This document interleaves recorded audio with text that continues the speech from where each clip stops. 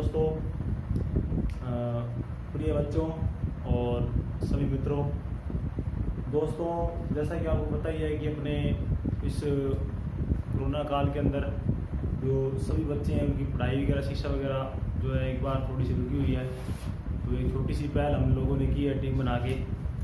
तो इसमें हमने जैसे मान लो पता वो गुरप्रीत सर हैं पॉलिटिकल के हैं, इमरान सर हिस्ट्री के हैं और सुमंदर सर हैं इंग्लिश के। और इसी प्रकार से आपको मैं भी थोड़ी बहुत जो है साइंस 10th लेवल तक करवाऊँगा। और ये जो चीज़ें आपको वैसे जो 10th लेवल तक है या 11th 12th लेवल तक जो मान लो आपको काम आएगी, इसके साथ साथ क्या है कि जो कंपटीशन की तैयारी कर रहे हैं वो भी क्या है इस वीडियो को देखें, उनके लिए भी ये लाभदायक हो सकती है। ठीक है दोस्तों, तो अपने स्टार्ट करते हैं इस टॉपिक को। इससे पहले आपको बता दूं कि हमारा जो ये टीम वर्क है ये एंटी कोरोना इंस्टीट्यूट के नाम से है। तो आप इसको थोड़ा सा क्या है कि शेयर करते रहें और साथ में क्या है कि इसको ज़्यादा से ज़्यादा दोस्तों वगैरह को, मित्रों को, स्टूडेंट्स को शेयर करें और ताकि उसका सभी जो है फ़ायदा उठा सकें। ठीक है दोस्तों, थैंक यू। अपने स्टार्ट करते हैं। तो आज का हमारा टॉपिक है, बेसिक टॉपिक है 10th क्लास का प्रकाश। तो प्रकाश टॉपिक जो है वो 10th क्लास का लगभग 9वां-10वां चैप्टर है ये। ठीक है, तो हम इसको 0 से उठाएंगे और काफ़ी मतलब 10th तक 11th तक इसको कवर करेंगे। ठीक है दोस्तों, तो सबसे पहले देखो हम बात करते हैं प्रकाश के बारे में।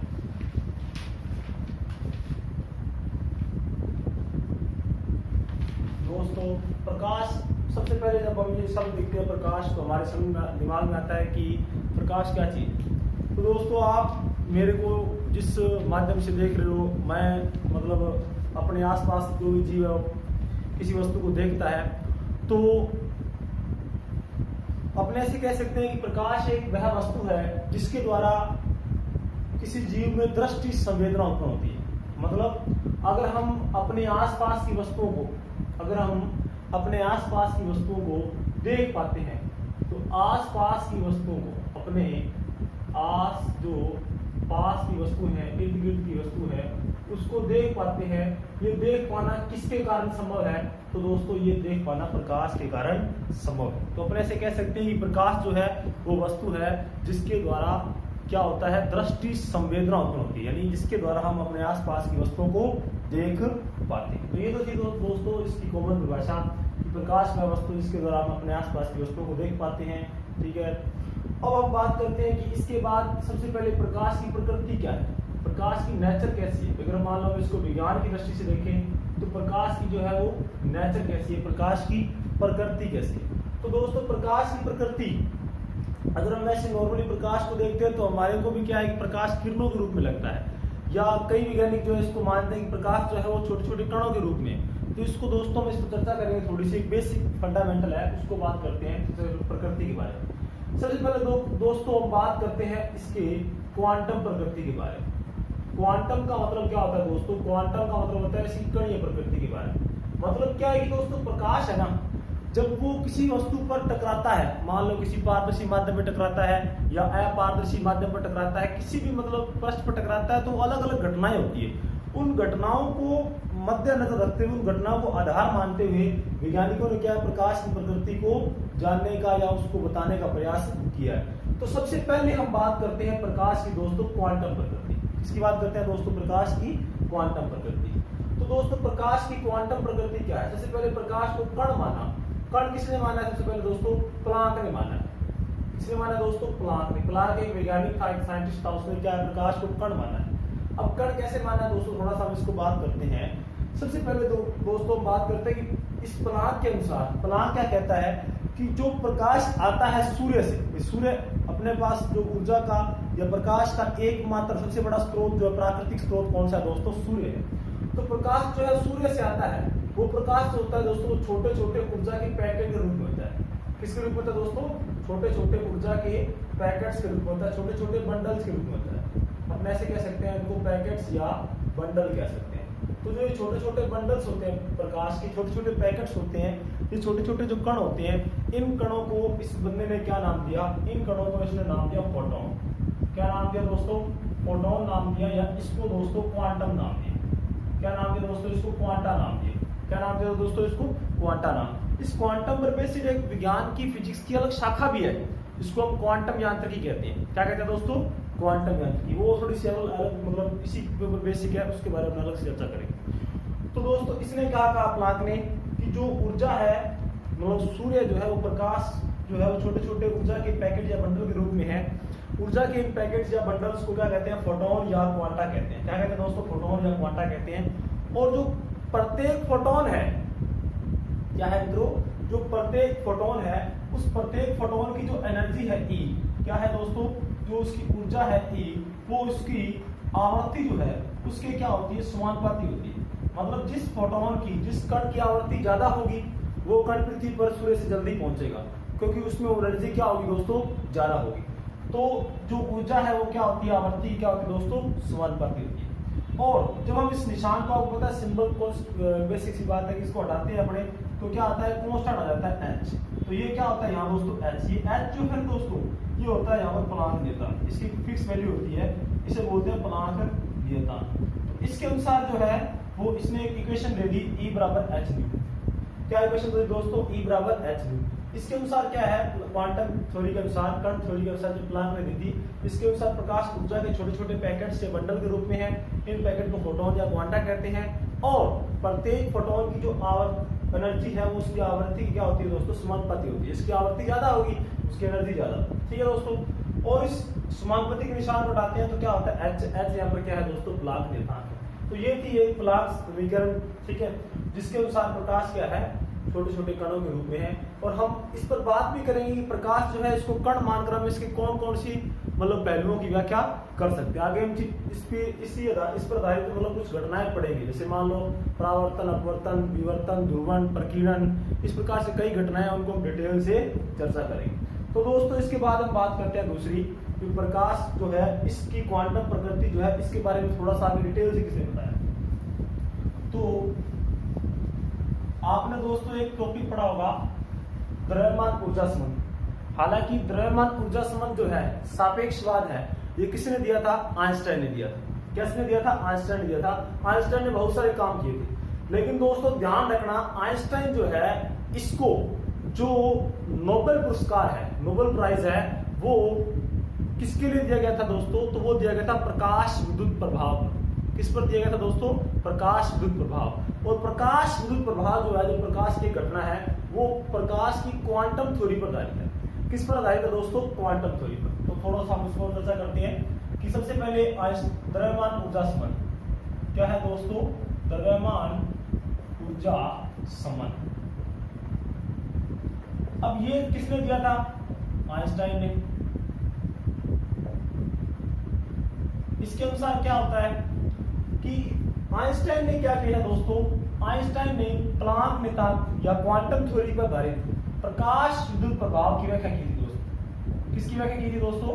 प्रकाश विद्युत प्रभाव की व्याख्या की थी। और इसीलिए इस आइंस्टाइन को क्या दिया गया था? नोबेल पुरस्कार दिया गया था। क्या दिया गया था दोस्तों?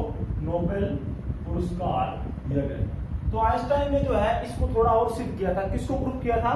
कि जो ये क्वांटम थ्योरी है, इस क्वांटम थ्योरी को क्या है दोस्तों? थोड़ा और सिद्ध किया था। ठीक है। तो आइंस्टाइन के अनुसार क्या है? प्रकाश जो छोटे छोटे कणों के रूप में होता है।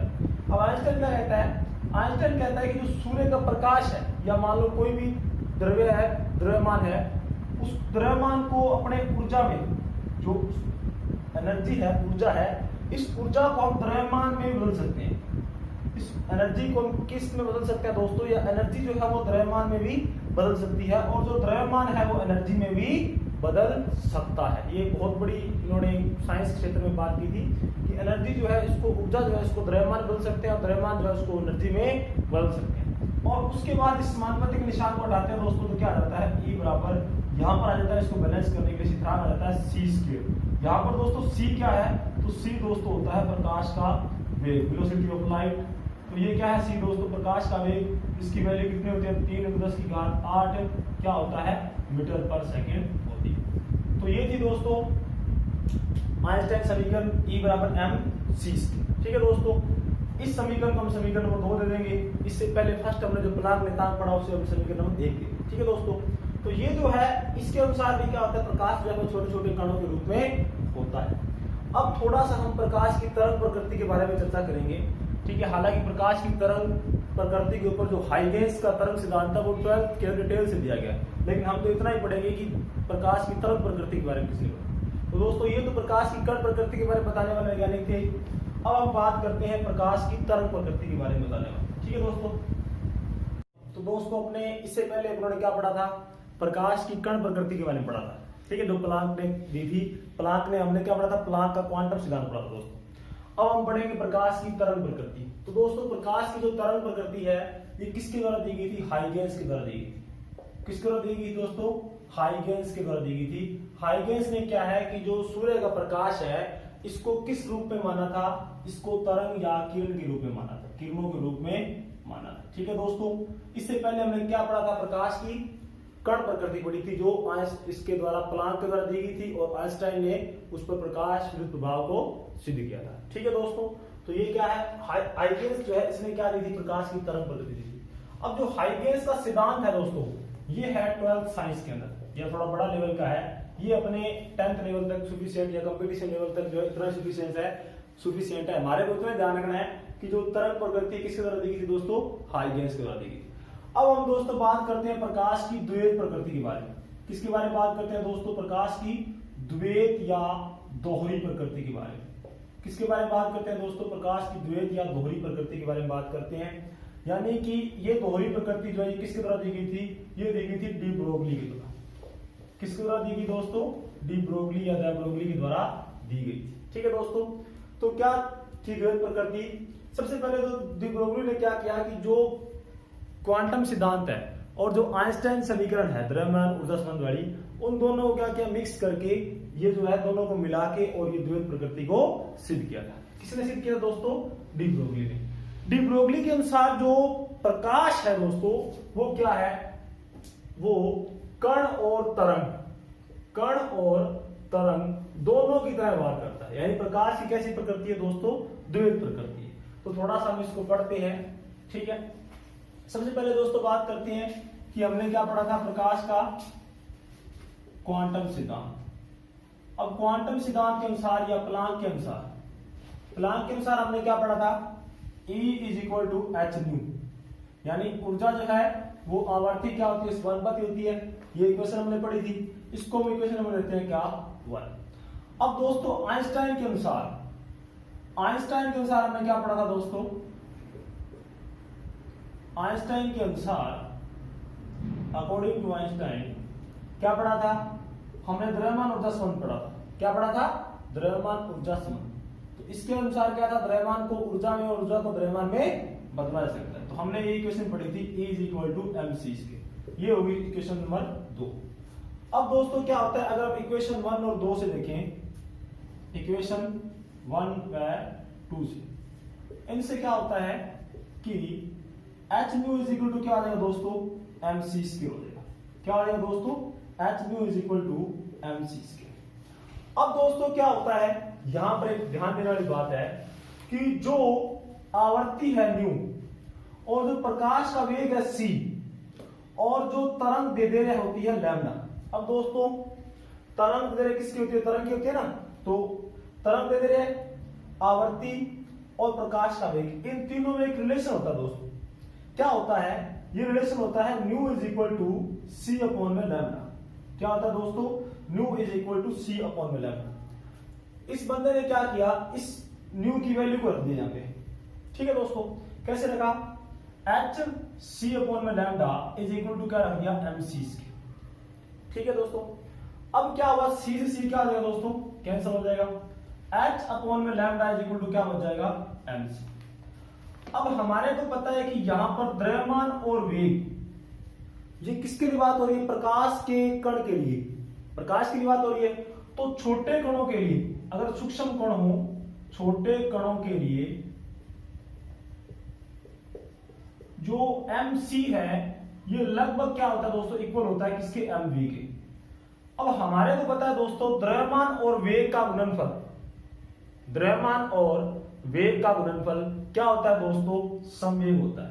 क्या होता है दोस्तों, संवेग, जिसको किससे शो करते हैं हम, p से शो करते हैं। तो दोस्तों यहां पर क्या हो जाएगा, h/λ = क्या हो जाएगा, p हो जाएगा। ठीक है दोस्तों, अब अगर हम यहां से देखें कि लैम्डा क्या है, तरंग दे रहे हैं, किसकी होती है, किस तरंग दे रहे किसकी होगी, तो तरंग दे रहे तरंग की होगी, यानी इसके अनुसार प्रकाश क्या हो गया, तरंग की तरह हो गया। और द्रव्यमान किसका होता है दोस्तों, द्रव्यमान कण का होता है, यानी इसके अनुसार क्या हो गया, इस समीकरण के अनुसार द्रव्यमान और तरंग दोनों प्रकृति क्या होगी, प्रकाश की सिद्ध होगी। तो इसको बोलते हैं दोस्तों दोहरी डी ब्रोगली समीकरण। क्या बोलते हैं दोस्तों इसको, डी ब्रोगली समीकरण। तो इसके अनुसार क्या होता है दोस्तों, जो प्रकाश है वो तरंग और द्रव्यमान दोनों की तरह व्यवहार करता है। कुछ घटनाओं में प्रकाश तरंग की तरह व्यवहार करता है और कुछ घटनाओं में प्रकाश कण की तरह व्यवहार करता है। इसके बारे में थोड़ा सा आगे डिटेल से पढ़ेंगे। तो दोस्तों इसको थोड़ा सा लिख सकते हैं हम, अगर हम लैम्डा की वैल्यू निकालना चाहें तो लैम्डा इज इक्वल टू क्या हो जाएगा, h अपॉन में p। तो दोस्तों ये थी प्रकाश की प्रकृति। हमने क्या पढ़ा, इससे पहले हमने प्रकाश की कण प्रकृति पढ़ी थी, ठीक है। इसके बाद हमने देखा कि प्रकाश की तरंग प्रकृति किसके द्वारा दी गई थी, हाइगेंस के द्वारा, ठीक है। इसको 12th में दिया गया डिटेल से अपने को यहाँ पर इतना ध्यान रखना है कि प्रकाश की तरंग प्रकृति किसने दी थी, हाइगेंस ने। अब प्रकाश की द्वैत प्रकृति या दोहरी प्रकृति किसके द्वारा दी गई, डी ब्रोगली के द्वारा। इसके अनुसार प्रकाश कण और तरंग एक ही समय के अंदर प्रकाश जो है कण और तरंग दोनों की तरह व्यवहार करता है। अब इसको सिद्ध करने के लिए इसने क्या किया, प्रकाश का क्वांटम सिद्धांत और आइंस्टाइन समीकरण दोनों को मिलाया, ठीक है। और हमारे को पता है आवर्ती और प्रकाश का वेग और तरंग दैर्ध्य, इसमें क्या रिलेशन होता है दोस्तों, nu is equal to c upon में लैम्डा। तो हमने क्या करते हैं, इस न्यू की वैल्यू को, आवर्ती की वैल्यू को यहां रखते हैं, तो सी सी कैंसिल होता है, एच अपॉन में लैम्डा इज इक्वल टू क्या होता है, एमसी। अब जो छोटे कण हैं, सूक्ष्म कण हैं, उनके वेग को प्रकाश के वेग की बात बना सकता है, ठीक है। तो द्रव्यमान और वेग का गुणनफल क्या हो जाएगा दोस्तों, समवेग। तो यहाँ पे h अपॉन में लैम्डा इज इक्वल टू क्या हो जाएगा, p, जिसको डी ब्रोगली समीकरण कहते हैं, और लैम्डा इज इक्वल टू क्या हो जाएगा, h अपॉन में, ठीक है दोस्तों। इस समीकरण के अनुसार प्रकाश की दोहरी प्रकृति को सिद्ध किया जा सकता है, ठीक है दोस्तों। इसके बाद हम आगे पढ़ेंगे अगले वीडियो के अंदर नेक्स्ट, ठीक है। धन्यवाद दोस्तों।